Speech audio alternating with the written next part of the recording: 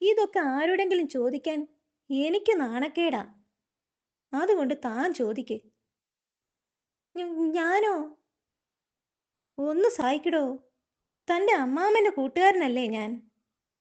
ഒറ്റ കാര്യമേ ഉള്ളൂ. എനിക്ക് നാണക്കേടില്ലാത്ത തരത്തിൽ ചോദിച്ചു മനസ്സിലാക്കണം. ശരി. ആ, സൂത്രം കിട്ടി. മൂങ്ങ വൈദ്യരെ കാണാം.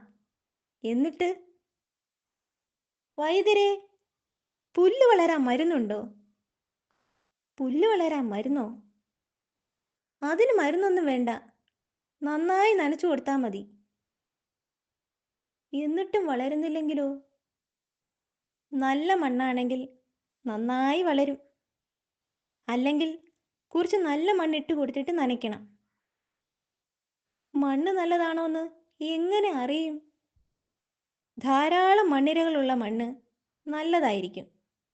ചീഞ്ഞ പഴങ്ങളും ഇലകളും 1-2 ദിവസം ഇട്ടുകൊടുത്താൽ നല്ല വളമാകും. വളരെ ഉപകാരം വൈദ്യരെ. അല്ല, ഇതൊക്കെ എന്നോട് ചോദിച്ചത് എന്തിനാ? ഹിഹിഹി, അതല്ലേ എൻ്റെ ബുദ്ധി. ഇങ്ങേർക്ക് നാണക്കേടുണ്ടാകാതിരിക്കാൻ ഞാനൊരു സൂത്രം ചെയ്തു. പുല്ല് വളരാനുള്ള മരുന്നാണ് ഞാൻ വൈദ്യരോട് ചോദിച്ചത്.